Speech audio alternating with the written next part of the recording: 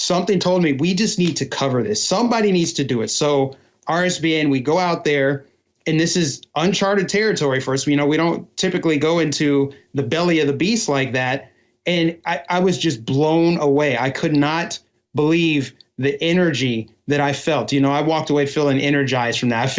I feel like this is ground zero. This is a good launch point for hopefully nationwide protests. I mean, this is our nation's largest city, and I'm hoping that this reverberates around the nation. We need to see more people stand together and push back against this tyranny. And then as far as the media goes, they're not covering it because the optics are so devastating to their divide and conquer strategy. They have to keep people divided and conquered amongst their little victimhood groups. But nope, yesterday, New York City was unified. They were unified. People put their differences aside and came together for something greater, which is human freedom.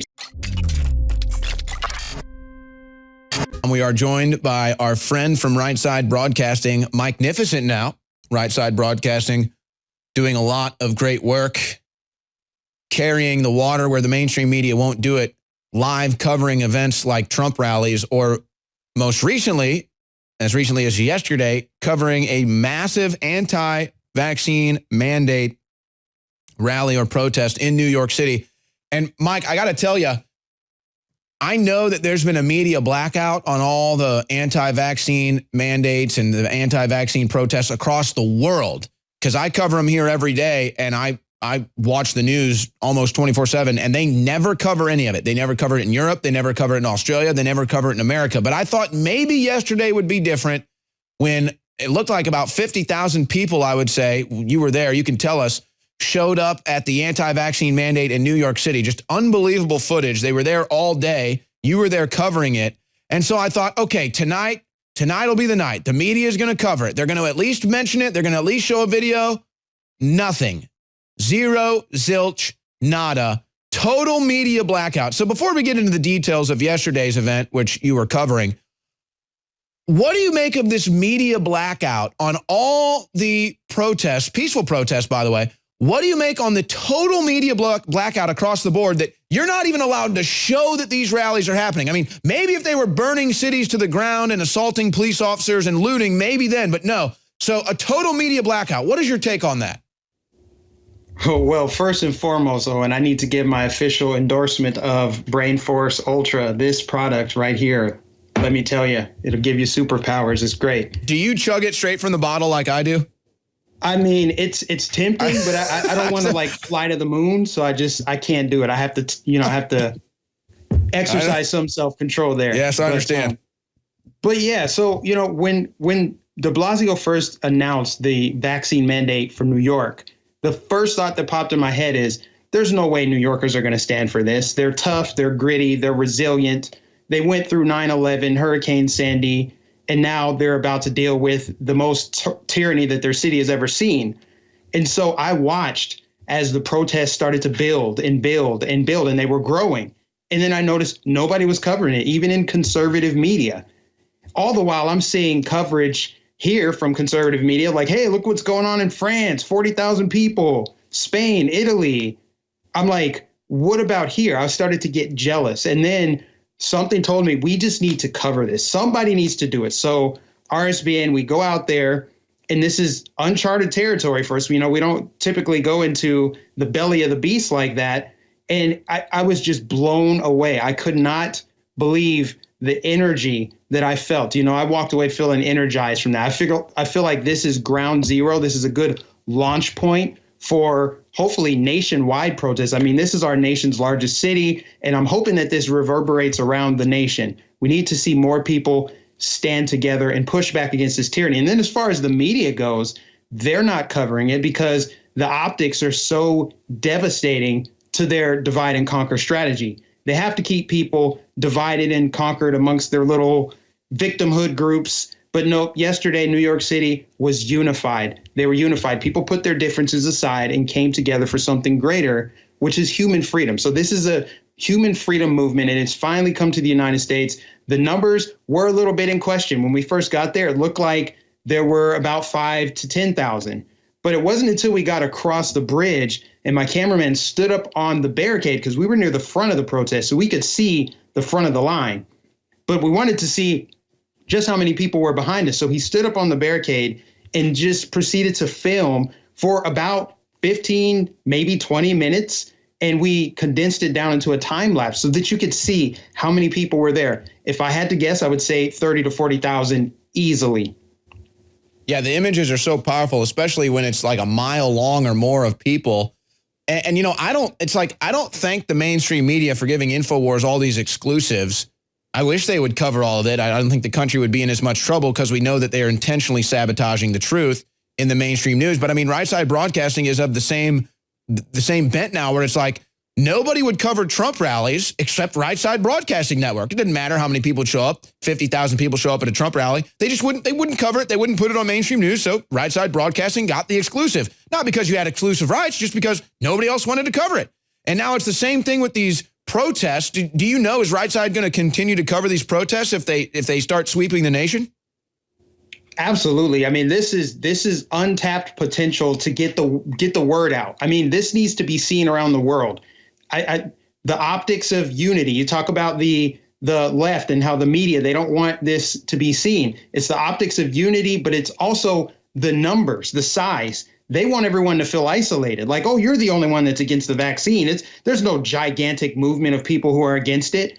Well, we disproved that narrative just yesterday. And the best way to do that is to provide coverage of it. Next time, hopefully we can send 2 cameramen. It would be great to have someone posted up with an elevated bird's eye view like we do at Trump rallies. We have multiple camera angles. It'd be nice to have that and just really be able to show the optics. That's something that we're known for. Show the crowd. If you show the crowd, you show the size, that really resonates with the viewer. And it just completely exposes the media. They used to say no one shows up to Trump rallies. And then you see the size of the overflow crowd. This is similar to that, only much different. I love that there weren't any really Trump flags at all. There weren't many Trump signs, but there were "Don't Tread on Me" signs, American flags. You saw a lot of signs and hats and T-shirts of people from all backgrounds. I mean, New York City, what better way to do it? The most diverse city on earth just generated the most diverse protest on earth, and it was just a thing of beauty. Well, and that's the other thing is the media, specifically the leftist libtards, they didn't know what to do because the night before there was a Brooklyn Nets basketball game where Kyrie Irving is choosing not to get vaccinated, so they're not letting him play. And it was actually led by Black Lives Matter activists who showed up at the arena in support of Kyrie Irving. And so all the leftists were saying, oh, look, it's another insurrection. They're up to an insurrection again. And then as soon as they realized it was Black Lives Matter, they deleted their tweets. They unpublished their stories. So was the elements of this crowd much like that, like whether it's Black Lives Matter or left or right or Trump or just a fireman that doesn't want to lose his job or a police officer that doesn't want to lose his job? I mean, it seems like this was really a non-political thing. Yeah, it was non-political at all. I mean, of course, you had the "Let's Go Brandon" chants. The "F Joe Biden" chant was very popular. But the majority of it was like, you know, my body, my choice. You will not force this vaccine. There's a lot of that. And that's something that most people can get behind because, you know, one of the things that I noticed right off the bat with us going into New York City, which is a majority liberal areas, a lot of people don't recognize us. They didn't know who we were. So that told me that they may not be conservative, and yet they're gathered with people who did recognize us. So they put their political differences aside. It wasn't about politics. It was about human freedom. And so that's what is so powerful. That's why I felt so encouraged to cover this event, because we need to get the word out so more people feel inspired by this. They know that they're not alone. And if our largest city can come together and gather like this, then the word is out. And we can see it happen all around the country. I just think it's just incredibly powerful. Well, and that's the thing. I'd like to think that the vaccine mandates are going to stop in New York City or for all of these businesses, but they're not. We just saw the Project Veritas video where they said, yeah, once we get in office, we're going to force vaccine mandates. So that means that the protests probably aren't going to go away either. If anything, they're just going to get bigger. And now that Right Side Broadcasting is on the pulse of that too, I think that it's going to encourage more people to show up just because they know it's going on. Because that's another dynamic. You know, a lot of people don't even know that it's going on because there's no mention of it. The people that promote these events are blocked all over social media. The mainstream media is not allowed to cover it. The local media is not allowed to cover it. So it's like, unless they're sourcing out to find this information or following Right Side, they can't even find it. But I have a feeling that this is going to be a big breakthrough thing for other activists and hopefully for Right Side too, so that people can know that this is going on. Yeah. And to think about it, the fact that nobody knew about it and you still had this many people show up. This is organic grassroots movement versus, in contrast, that Extinction Rebellion where they snarled traffic that day. And, the optics for that were terrible. Nobody showed up to that. Or not even to mention the summer of 2020. Yeah, I noticed there were no buildings burning or getting looted or people getting assaulted and bloodied in the street. But I guess that's why the media didn't cover it. We'll be right back with Mike Nificent. We are here with Mike Nificent from Right Side Broadcasting, who we're glad exists, because if it wasn't for them, a lot of this information wouldn't get out. And they've had to deal with their own level of censorship as well. But they were out there covering the event in New York yesterday, and they were the only media outlet there. So good for them for covering that. And a lot of the footage that you're seeing is from them. And if not them, it's from other independent journalists. So I hope that I don't see the vaccine mandates going away. So I hope that organizers of these events continue to reach out to Right Side Broadcasting. And, maybe I'll even try to play a middleman. In fact, we just covered a protest happening in New York, Mike, at the JetBlue headquarters up there against vaccine mandates. So you guys may be interested in covering that. Oh, heck, I'll try to just start giving you information, even because I got people sending me information on stuff all the time. But let's talk about this, because to me, when you really sink your teeth into this juxtaposition of how people who fly into the country from foreign countries are treated versus the illegal immigrants, the Biden administration says, okay, we're going to let people travel to the United States again internationally, but they have to have vaccine passports. They have to be vaccinated. But what about at the southern border? We've got tens of thousands, really millions actually, pouring in over the southern border illegally. They're not vaccinated. They're not getting tested. Nobody cares. So it shows you how everything is politics to these people. How come international travelers that come in on an airplane, how come they have to deal with the vaccine mandates and the mask mandates and all of that stuff, but the people down at the southern border don't? Of course, we know the answer is because it's all politics. It's all about control. There's a reason why they want the illegal immigration here, for a political agenda. There's a reason why they're making people travel here with masks and vaccines, for a political agenda. But what is your comments on that dynamic? Wide open southern border, anybody can come in, vaccinated, not vaccinated, COVID, not COVID, nobody cares. But, oh, you're flying in, you've got to you've got to be tested, you've got to wear a mask, you've got to take the vaccine.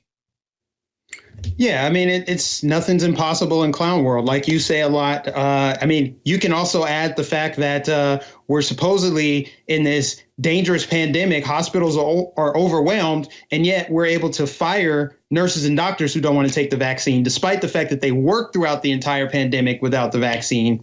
Or the people that are shaming you and saying you're such a danger to society for not being vaccinated were dumping all this cold water on the vaccine last year because Trump was in office. The vaccine hesitancy of last year is now the shaming and demonization of the unvaccinated this year. It's just more par for the course with these dishonest, evil, wicked politicians and their hypocritical media that do all the heavy lifting for them as far as fear mongering constantly. They're always keeping this cloud over everyone's head. You're going to die of COVID. But then their politicians are out there, mingling, having gatherings, traveling when they told you not to travel, closing your business down while keeping big business open. And so, of course, replacing us with that residual voting bloc, the illegal immigrants that they want to bring across the southern border, saying, yeah, they get to come in willy-nilly, unvaccinated, unmasked. But if you're coming in legally, you've got to abide by all these mandates. Show me your papers. And if people can't see the hypocrisy and the double standard there, then they're just lying to themselves, and they were never interested in reality anyway. Sadly, these people vote. That's why we're in so much trouble. But you make a good point. There's so many other examples that can be used, like, oh, we're overworked in the hospitals, but we're laying off half of our staff because they don't want to get vaccinated. I mean, how bad does that have to get? How many of these real world examples of the double standard that just disprove the narrative? I mean, how many is it going to take? I mean, I don't see how it can get worse, really. Yeah, it can be challenging, but I'm encouraged by what I see in places like New York, where the average casual observer in New York who may be against the workers protesting against the vaccine, well, when their trash doesn't get picked up, when law enforcement can't respond because they're not there, when there's no firemen to put out the fire, they're going to look back and say, well, it's because they were vaccinated. They got fired. And now I'm being affected by it. That's what it's going to take. It's going to take them being affected by it for them to join the movement. And I think we're really close to that in places like New York. It's just going to take them being affected by it. Just like with the gas prices and the surge in costs of everything, the shortages, that's affecting everybody, even the people who seemingly support Biden. I know they exist somewhere. Now they're saying like, wow, actually, Orange Man wasn't so bad after all.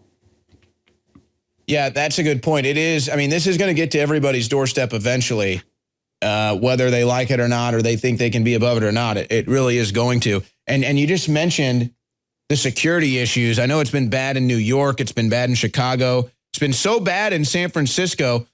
I guess it's so bad in Delaware. They're building Biden a nice private wall. You can't have one, but he's going to get a $500,000 wall. In San Francisco, families no longer feel safe, and so they're hiring private security because you can't even park your car on the streets of San Francisco. Folks, people leave their windows down in their cars now because if you have a car outside, your windows are going to get smashed, your car's going to get robbed. So now private firms are having to be hired out by neighborhoods, by just families who just say, hey, just sit outside my house, please. Just watch my house, watch my car. I mean, this is how bad it's getting in these Democrat-run cities. Again, it's just like, how bad does that have to get? But I guess the worse it gets, maybe, sadly, the better it gets? Maybe that's what it is. I mean, when they're going to decriminalize, breaking into cars and shoplifting under $1,000, what that creates is an atmosphere of organized crime where criminals can actually get together and orchestrate how they're going to carry out their crime. And they can just do it very casually in broad daylight. You see the videos in San Francisco. You see the runouts of stores in Chicago.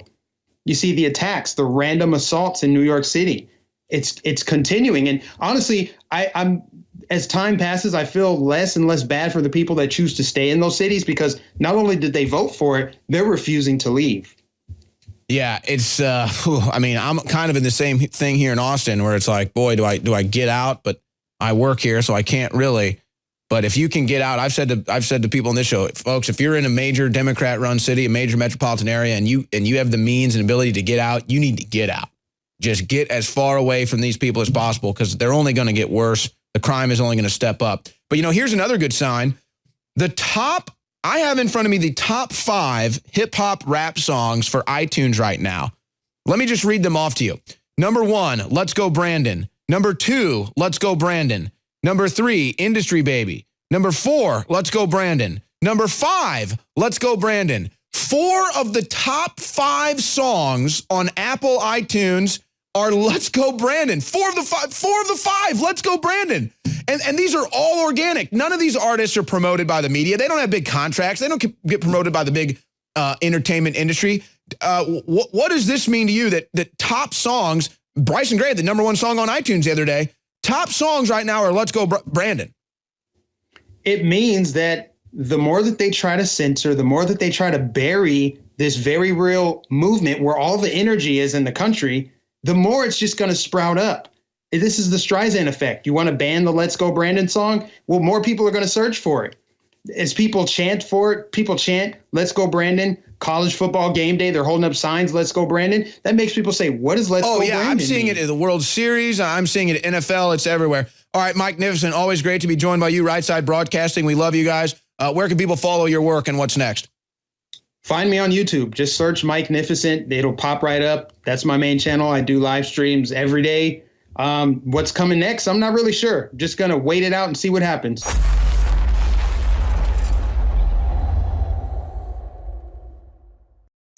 You know what? Here's my problem, actually. I have not taken my Brain Force Ultra today, and now I have just discovered somebody has confiscated it off my desk. Oh, now I'm pissed. Now I'm just enraged. I don't know if I can go on now. Well, ladies and gentlemen, Brain Force Ultra is a great supplement that we have at InfoWarsStore.com that I use. We also have emergency food supplies, and if you don't have that, now is definitely the time. I think we all know why. You're already seeing the shelves empty, folks. You're already seeing the empty shelves. Oh, thank God. All right. Take a deep breath. I've got my Brain Force Ultra now. I won't take it live on air. I'll take it in the break. Actually, then they'll say I didn't take it, so I will take it live on air. Thinking about just chugging this right now. I'll take 2 droppers full. But you know what? I feel like being a little bit of a bad boy today. I'm going to take a chug.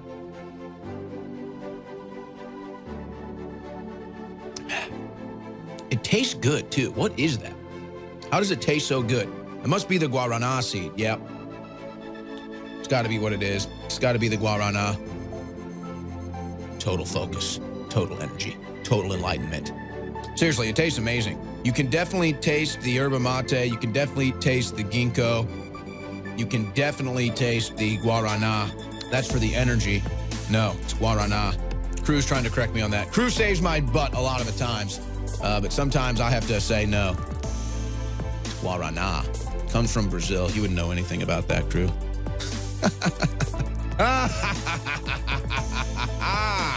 Now I've had my Brain Force Ultra. Now the New World Order is really in trouble. But you can get yours exclusively at InfoWarsStore.com.